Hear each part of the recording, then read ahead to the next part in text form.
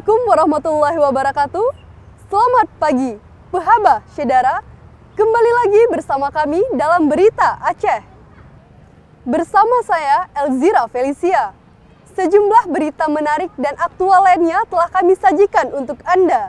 Berikut 3 berita utama pada pagi hari ini.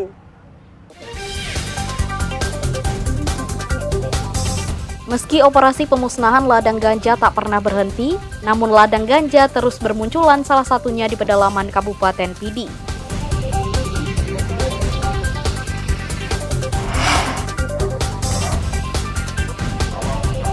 Dua calon jemaah haji asal Kabupaten Nagan Raya gagal berangkat pada musim haji 1445 Hijriah.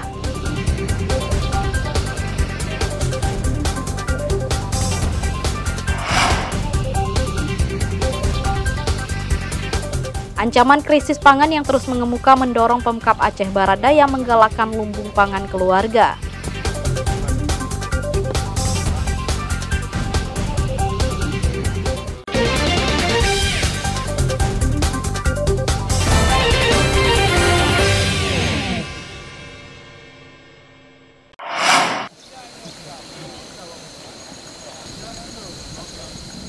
Operasi pemusnahan ladang ganja masih gencar berlangsung di sejumlah daerah. Namun ladang tanaman terlarang ini tetap saja bermunculan. Ladang ganja seluas 1,5 hektar ditemukan di perbukitan Desa Mane, Dusun Pantai Luah, Kabupaten Pidi. Tim gabungan Polres Pidi pun memusnahkan ladang ganja meski tak sampai menangkap pemilik lahan ganja saat petugas berada di lokasi. Personel Polres Pidi bersama tentara harus berjalan kaki selama 1 jam untuk mencapai lokasi. Perjalanannya tidak mudah karena harus menaklukkan medan yang sulit dan medan yang terjal serta berbukit. Setelah menaklukkan medan yang sulit, tim gabungan membakar 1.500 batang tanaman ganja setinggi 2 meter dan sebagian disita untuk bahan penyelidikan polisi. Selain ladang ganja, petugas juga menemukan ganja siap edar yang telah dikemas disimpan di gubuk. Jumlahnya diperkirakan sekitar 10 kg. Bahkan polisi menemukan plastik kemasan sabu-sabu yang ditengarai bahwa pemilik lahan terlibat transaksi sabu-sabu. Kurang lebih ada 1,5 hektar untuk lahan yang dimusnahkan ganjanya, yang ditanam ganja, namun bukan 1,5 hektar ini full tanaman ganja, namun ada beberapa tanaman lain. Dilihat ada mulai dari penyemaian, kemudian dipindahkan ke polybag yang kecil, kemudian ada yang siap panen dan ada yang sudah dipanen. Artinya tidak menutup kemungkinan ini bisa setiap hari yang bersangkutan ini memanen walaupun dalam skala kecil panennya, namun rutin untuk panen. Ladang ganja ini tidak terpantau petugas lantaran lokasinya jauh di tengah hutan. Petugas harus menyelidikinya hingga menemukan tanaman narkotika tersebut dan dimusnahkan. Tanaman ganja disisipkan di antara tanaman padi gunung agar tidak dicurigai warga dan petugas. Tim Liputan melaporkan dari Kabupaten Pidi.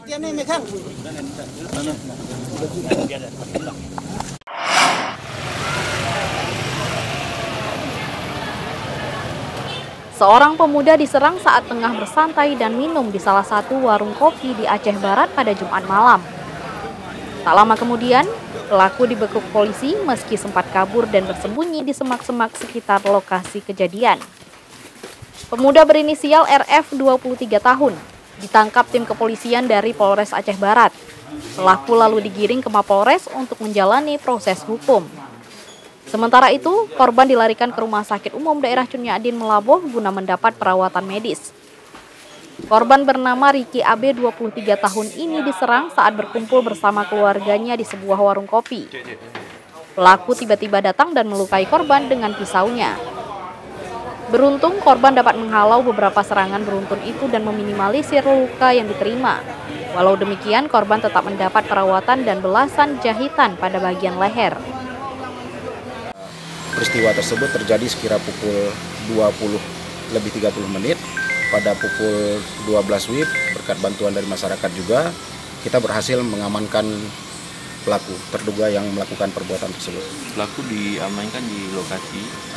Pelaku diamankan tidak jauh dari lokasi kejadian di semak-semak. Penyerangan terhadap pemuda asal Desa Langung, Kecamatan Merebo, Aceh Barat menghebohkan pengunjung warung kopi dan warga setempat. Warga berkerumun di lokasi kejadian yang telah dipasangi garis polisi. Dia biasa sehat-sehat aja, tapi itulah kadang-kadang sekali nyelap. Makanya dia kayak gitu kejadiannya.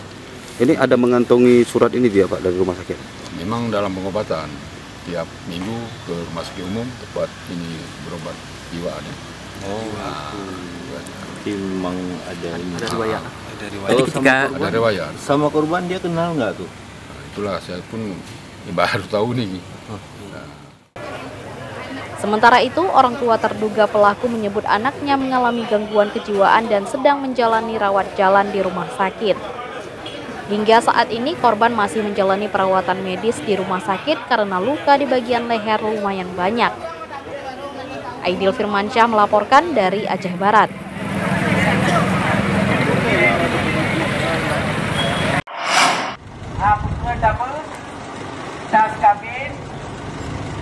Dua calon jemaah haji CJH asal Kabupaten Nagan Raya gagal berangkat pada musim haji 1445 Hijriah. Dari dua CJH yang gagal berangkat, seorang diantaranya menolak berangkat tahun ini karena bergabung dengan mahramnya musim haji tahun depan. Seorang CJH meninggal dunia saat masa tenggat persiapan pelaksanaan ibadah haji, sehingga tidak bisa dilimpahkan kepada ahli waris. CJH yang meninggal dunia pada saat manasik bernama Nur Jasmah, warga Desa Lokpange, Kecamatan Senagan Timur, mengalami sakit pada saat mengikuti manasik haji. Meskipun sempat mendapatkan perawatan medis, namun akhirnya meninggal dunia. Seorang CJH bernama Zalika Abdullah memilih bergabung dengan mahramnya yang direncanakan berangkat pada tahun 2025. Jumlah CJH asal Kabupaten Nagan Raya yang direncanakan berangkat berjumlah 105 jemaah. CJH asal Kabupaten Nagan Raya tergabung dalam kloter 8 embarkasi Banda Aceh yang dijadwalkan berangkat pada Juni 2024. Tahun ini jamaah kita dari Nagan Raya berjumlah dasarnya 105, tapi dalam perkembangan ada 2 jamaah, 1 jamaah tunda karena menunggu mahramnya yang belum sempat bergabung untuk tahun ini, insya Allah tahun depan bisa bergabung. 1 lagi baru kemarin hari Jumat, jamaah kita 1 orang atas nama Nur Jasmah telah meninggal dunia. Jadi untuk sementara jamaah kita Nagan Raya berjumlah 103 jamaah. Kalau untuk hari ini sudah fix kita semuanya, kotanya pun sudah terpenuhi. Kantor Kemenak Nagan Raya telah menyurati Direktur Pelayanan Haji Dalam Negeri terkait penundaan 1 CJH yang menunda berangkat pada tahun 2024. Sementara itu, kesehatan seluruh CJH asal Nagan Raya saat ini dalam kondisi prima. Namun jemaah diingatkan tetap menjaga kesehatan sehingga pelaksanaan ibadah haji berjalan lancar. Alhamdulillah kalau dari segi kesehatan masih cukup baik, masih fit. Walaupun ada beberapa jamaah yang sudah uzur, sudah tua. Tapi kalau kita perhatikan nantinya dalam pelaksanaan rukun-rukun haji, ini perlu bantuan-bantuan. Kita pesankan tetap jaga kesehatan, barangkali nanti sampai di sana jaga makanan yang sesuai dengan dianjurkan oleh tim kesehatan, dan cukup istirahat juga. Nanti maksimalkan ketika kita melaksanakan wajib haji. Seluruh persiapan CJH sudah rampung termasuk manasik haji. Sebagian CJH tetap mempersiapkan manasik secara mandiri agar pelaksanaan rukun Islam yang kelima tak terkendala. Basriadi melaporkan dari Nagan Raya.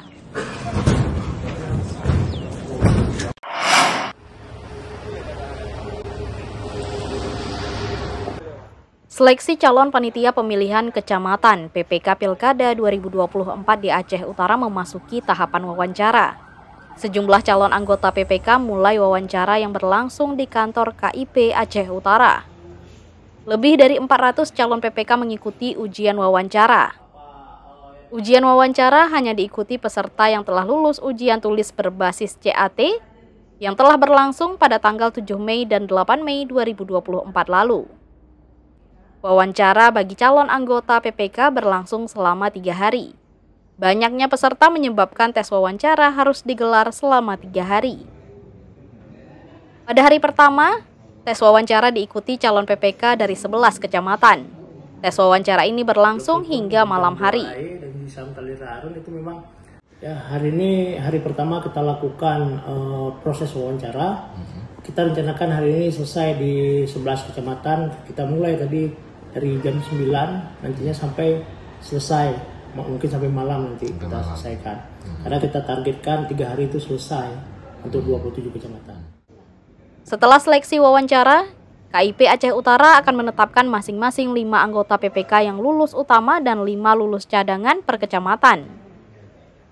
5 anggota PPK terpilih dan 5 anggota cadangan akan dilantik pada tanggal 15 Mei 2024. KIP Aceh Utara merekrut sejumlah anggota PPK Pilkada 2024 yang akan ditugaskan di 27 kecamatan. Ramadan melaporkan dari Aceh Utara.